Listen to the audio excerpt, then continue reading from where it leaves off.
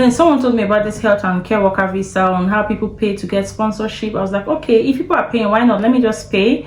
So today I'll be talking about how I got my job to come to the UK as a skilled worker. So if you think this video might interest you, please just stick around and enjoy the video.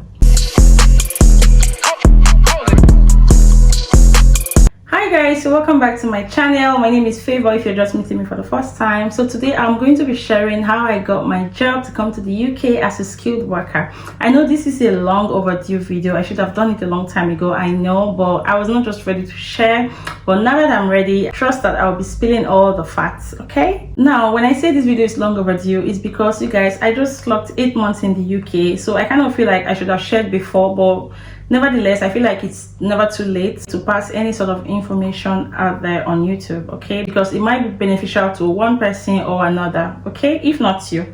So guys, if you are conversant with my channel, you will know that I relocated from Dubai to the UK, okay? So first of all, I'm a Nigerian before anything else, okay? So after finishing my university education in Nigeria, I decided to open a business, which I was not really sure of, okay? So I just did that for a year. I closed my shop and I was like, no, Nigeria is not for me. So I decided to travel to Dubai. So I went to Dubai and, you guys, it was not easy, okay?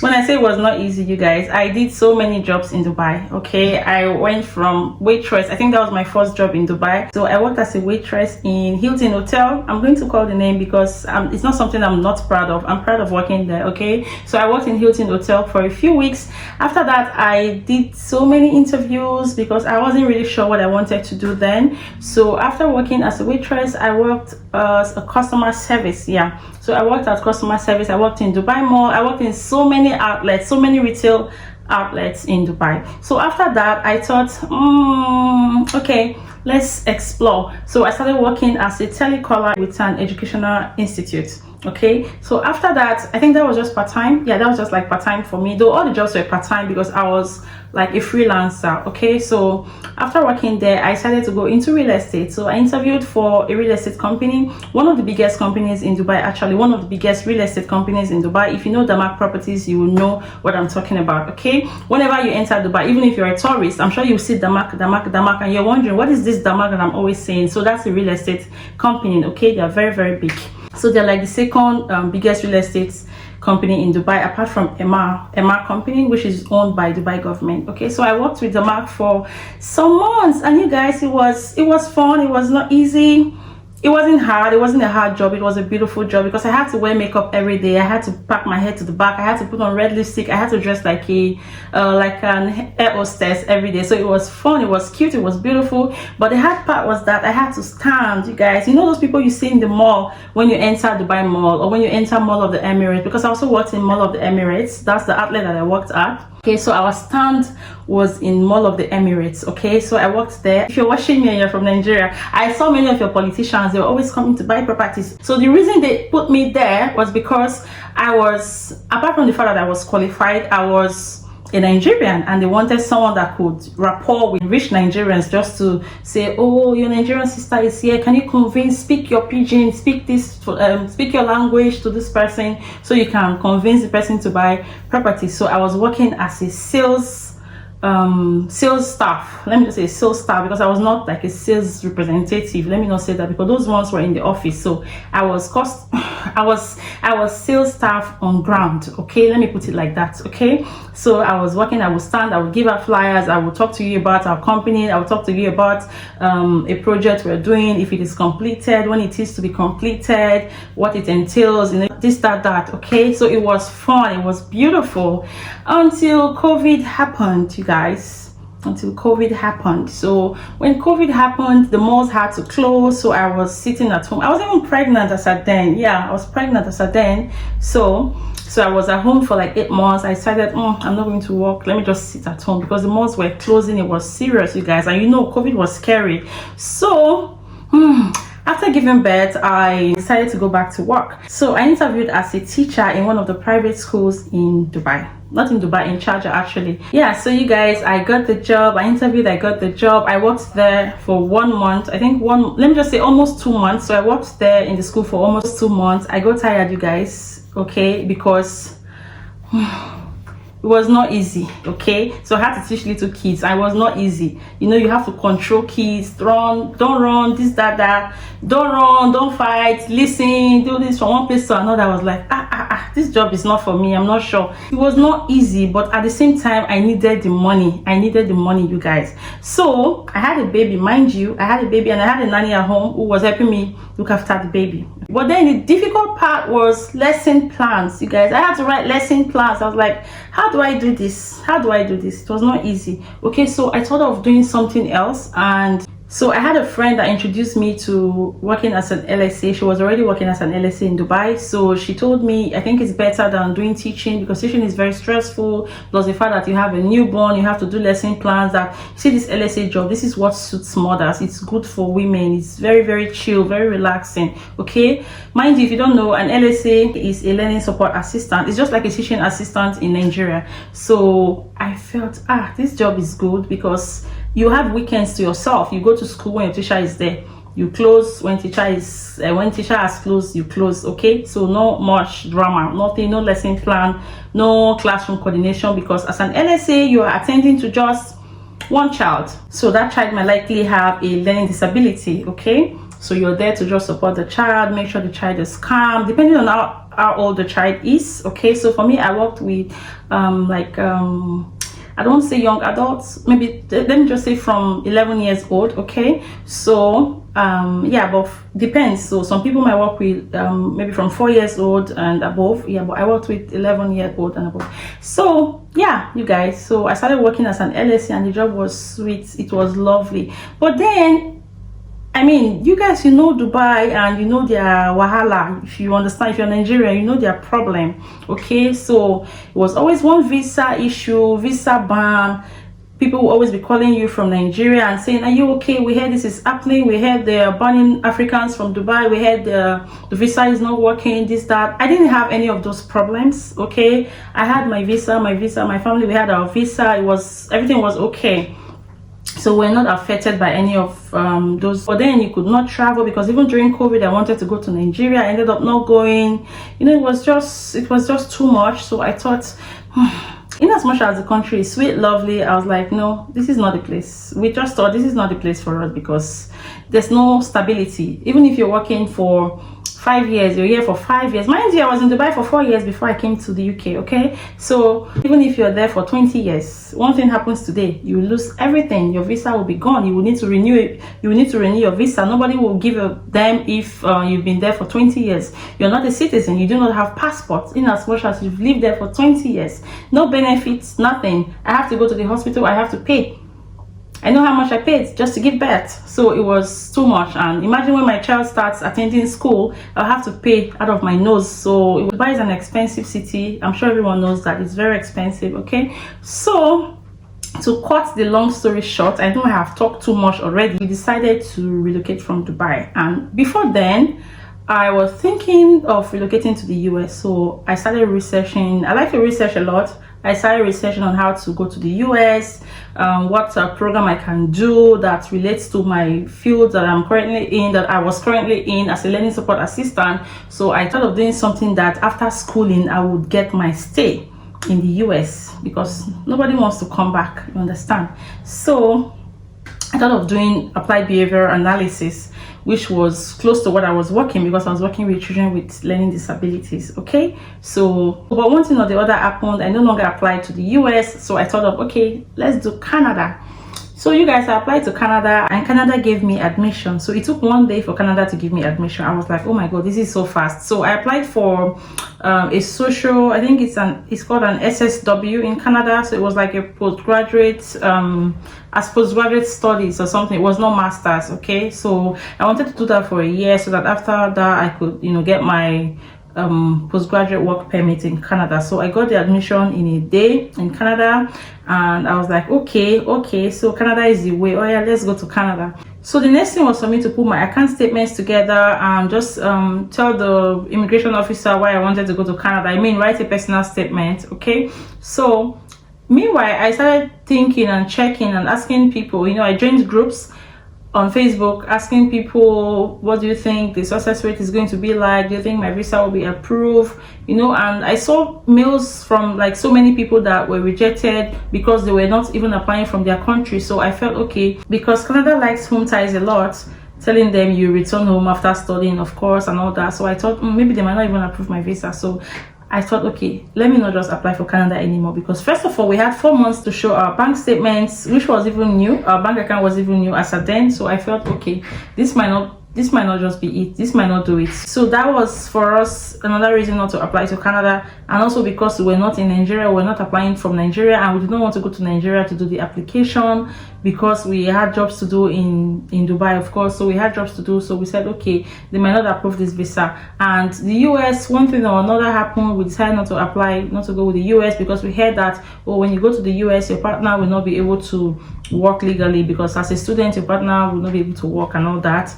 That's what we heard. So we got discouraged, because I was not into STEM. So if I was into STEM, my partner would have been able to work and, you know, have a stay in the country and all that. So my third choice was now applying to the UK. Then someone told me about this health and care worker visa, on how people pay to get sponsorship. I was like, okay, if people are paying, why not? Let me just pay. I'm just trying to rush this whole thing through so that this video does not take so much time. So I was like, okay, if people are paying for it, why not just pay? So, you know, I started like trying to put the money together. I spoke to my mom, and she said, why do you have to pay to get a job? That if there are people getting it legally, like people are not legally, like, I mean, if people are getting it just by applying, why do you think you cannot get it? Why don't you apply? At least try first before bringing out that sum of money to pay. For me, I just thought, okay, if it's just to pay, okay, let's just pay. At least let's just leave Dubai, you know, because I wanted to leave Dubai because the visa bans, travel bans and all that. So I was like, let's just leave, you know. So I said, okay, let me try by applying. I gathered my documents, put everything together, updated my CV, did some courses, and then I started applying. Mind you, I was still working as at then. I was still working in the school, so I would start applying when I get home every day.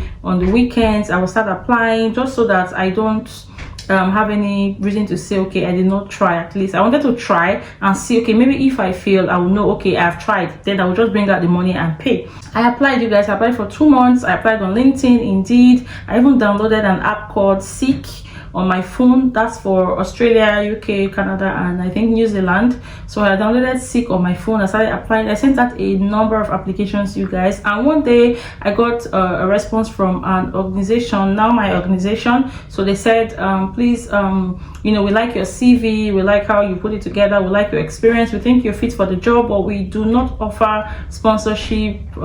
We have an international recruitment organization that do it on our behalf, so can you contact them and tell them we referred you there? So the smart girl that I am, the Nigerian girl that I am, I went to those other people. I told them, this person from HR said I should contact you, we've spoken already, she likes me, she thinks I'm good for the job, she said I should contact you, I should do an interview with me. That's what I told the person, okay? Because I didn't want to hear this, that. I said no. I made sure to mention her name. This person from HR said I should contact you, because the person just told me, okay, just contact these people, you know. So I told them. So they scheduled an interview for me. We did the interview. It was 3 interviews. The last one lasted for 45 minutes. The first one was just me and the owner of the company. The second one was me and 3 other people, and the third one were 5 of them. And I was like, oh my god, 5 people, just me. I started, you know, I talked, I said, I did my best. I said what I knew. I related to every question they asked. The ones I didn't know, I told them I was not so sure about it, but that if I was to be in such situation, this is how I would do it differently, this is how I would do, and all that. So asked me if I had experience working with people with epilepsy. I said no, but I knew someone then back in school that had epilepsy, that she would fall down, but we couldn't do much. All we did was just to put a pillow on her head to make sure she was safe. And they said, yeah, that's it, that's just all you need to do. If you're not trained to do the job, you can't do the job. So they were like, oh, that's good, we like how you relate to us, you know. They asked for lots and lots and lots and lots. They asked lots of questions actually, and lots of scenarios. They wanted to know what you would do in this case, what you would do in this case, or what I would do in such scenarios when something happens. So I did my best. I left the rest to God. And yeah, so in my mind I was like, if this is the 3rd interview they are scheduling me for, it means they like me, it means they're going to give me the job. So when I got home, I was hopeful. You know, I expected a reply from them, and 6 o'clock that evening I got the reply. So yeah, I got the job. I was so happy, you guys. I was really happy. I give God all the glory. And it took 3 months for the whole process to work, because I got the job in September. That's when I got the job. By December I had my visa, and I came to the UK in January. So now, to make this video not so long, I'm going to give you some tips to take home, okay? At least if you don't learn anything today, just take this home. Just, I don't know, okay? So first of all, I'm going to say that if you're trying to apply for a job to anywhere, not just the UK, I would advise that first of all you update your CV. Make sure your CV is up to standard, because there's something that is used to like filter CVs. There's oh my god, I know most of you know it. If I remember, I'm going to put it on the screen. It's used to filter CVs. It just needs some specific words on your CV that they need. That's what they need. So if that word is not on your CV, they'll filter it out. It's just like it's just computer, okay? It's automatic. And so yeah, just update your CV. Make sure your CV is up to standard. You can check Google, check for different CVs. You know, people even pay to make CVs, so you can, if you want to pay, you can pay to make a CV. You can pay someone to make a good CV for you that's up to standard, okay? If you cannot pay, you can check online. For my case, I checked online. I put 2 and 2 together. I checked different CVs. I joined Telegram groups, okay? I saw different CVs, different samples of CVs. So I made sure I updated my CV from the Dubai standard to the UK standard. That's what I did. And also, make sure to apply not just on one app. Make sure to apply on different apps. Like I told you, I applied on Indeed, Seek, LinkedIn. I updated my LinkedIn profile. I applied on Seek and Indeed, and I did some Google searches as well for jobs that sponsor people to the UK.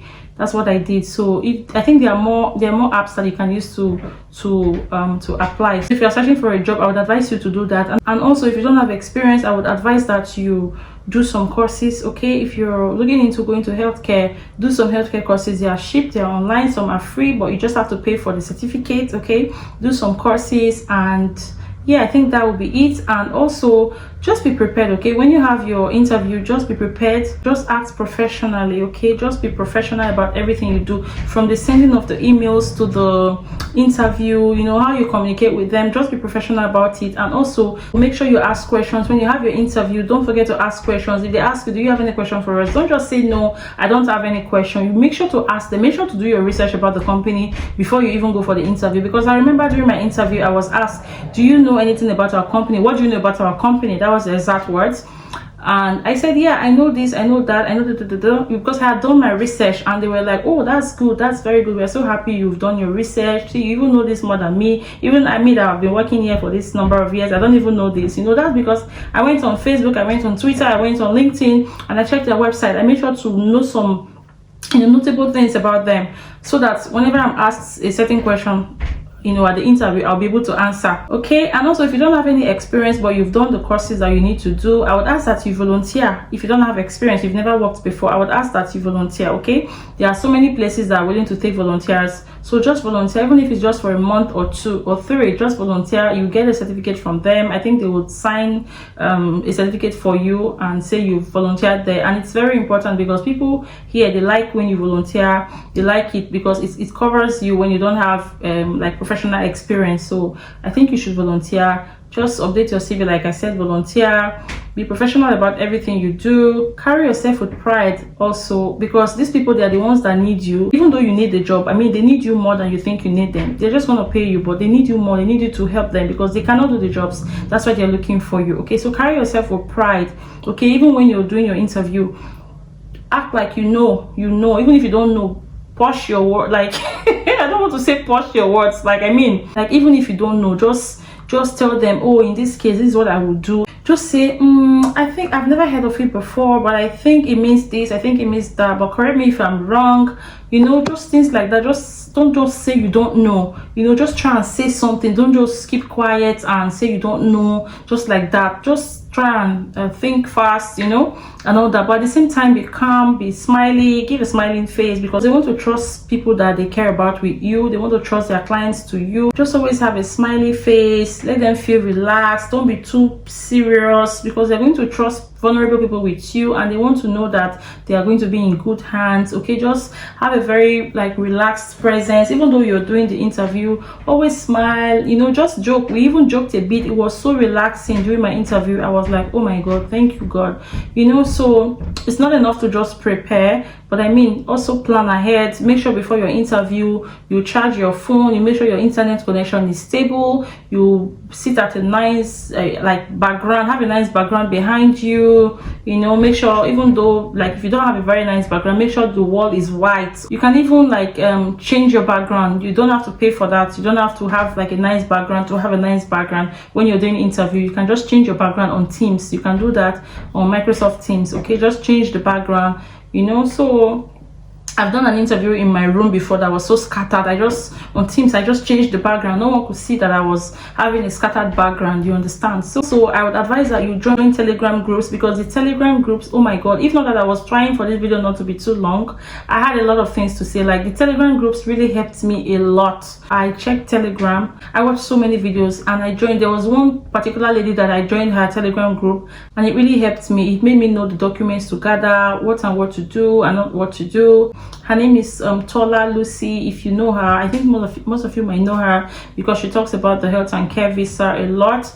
And I joined her group, and her group was so helpful. So there are so many Telegram groups that you can join that can really help you. And a big shout out to Tola. You're doing so well on that group. You're helping people. There's so many people I met through that group, even though we did not like exchange numbers personally, but we went on each other's inbox, we chatted, you know, we helped one another. Even some people I met from Dubai, some of them are now here in the UK. It was amazing. So if you can, you should also like join her group. I'm sure there are so many groups that you can also join as well. Just make sure to rapport a lot, connect with people of the same purpose, people of the same mindset like you, people that are also applying to come to the UK. Share ideas together, see what you've not done that this other person has done. Just ask, and you know, just share ideas together basically. Okay, so another thing is, don't push yourself too hard. Don't become desperate for people to even know you're desperate, because there are so many scammers on the street that are willing to scam you of your hard-earned money. Okay, now like I told you guys, I was ready to even pay for the job, but do you know that the company that I wanted to pay with when I was looking for this job, before my mom told me not to pay, right now if I tell you, they don't even have their license anymore. They gave them 60 days to leave the country. So I was even grateful to God for not even paying, because you never know, when people see that you're desperate, they might just want to rip you off. So you guys, in as much as you want to push yourself, don't push yourself too hard. Okay, and also like I said, just plan, prepare. I cannot overemphasize on this too much. Just make sure you prepare. On the day of the interview, make sure you have a stable network, everything is set, you're composed. So now I think I have not actually answered the question that most of you asked me, which is, what job do I do? I actually work as a learning support worker in the UK, because my previous job was working as a learning support assistant in Dubai, like I said. So my job here is working as a learning support worker. It means I work in both houses, which is residential side, and college. So in my organization, we have the school, which is from 5 to 19 years old, and we have college, which is from 19 to 25 years old. Okay, so, and we also have the residential, because it's like a boarding school that people stay there. Okay, so I work with young adults from 19 to 25, and I work in the houses as well. So it's like two different jobs. Okay, so I work in the house, and from there I go to college. So I can start a shift by 6:45 in the morning, and by 9:30 I'll be off to college to finish at 4. So it differs. Sometimes I work nights and all that, so it really differs. Okay, so that is my job role. It's kind of like 2-in-1 job role. If there's any other thing that I've not talked about, you can leave it in the comment section. If there's any other thing you want me to talk about, actually just leave your questions in the comment section, and I'll be willing to answer you. Okay, I'll probably do another video on how you can get a job as an LSW, which is the learning support assistant, learning support worker in the UK. Okay, even if you're a teaching assistant in Nigeria, you can actually apply for a learning support worker in the UK. There are so many organizations that have this learning support worker job, but there are so many on Indeed.